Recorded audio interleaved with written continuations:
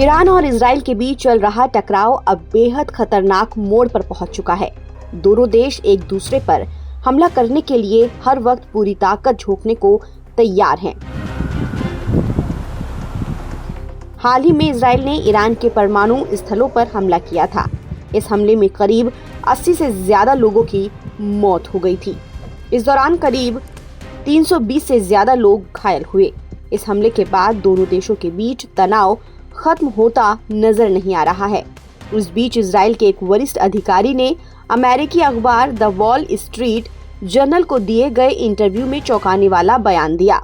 अधिकारी के मुताबिक अब इजराइल की सैन्य रणनीति केवल परमाणु और सैन्य ठिकानों तक सीमित नहीं रहेगी, बल्कि ईरान के सर्वोच्च नेता अयातुल्ला अली खामनेई को भी निशाना बनाया जा सकता है। दूसरी ओर ईरान ने भी पूरी ताकत से इजराइल के खिलाफ लड़ने की बात कही है।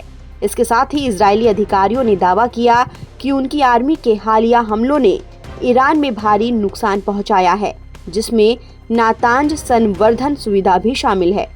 इजराइल ने ईरान के 9 परमाणु वैज्ञानिकों और कई उच्च पदस्थ सैन्य अधिकारियों की हत्याओं की भी जिम्मेदारी ली है।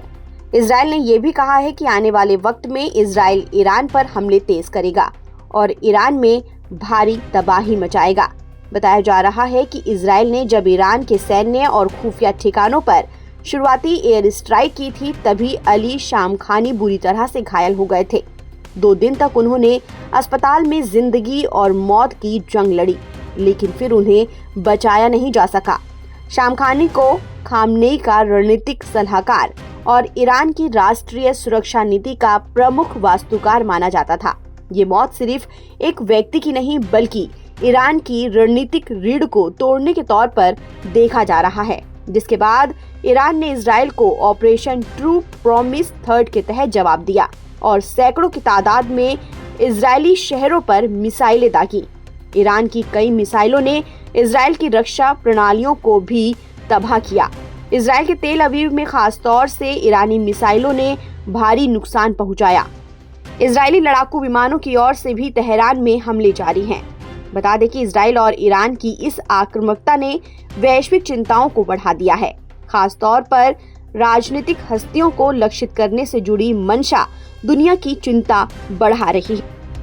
अंडरग्राउंड परमाणु सुविधाओं की भेद्यता को लेकर भी दुनिया चिंता में है। अब देखना होगा कि क्या कूटनीति इस बढ़ते टकराव को रोक पाएगी या फिर मध्य पूर्व एक और बड़े युद्ध की ओर बढ़ रहा है।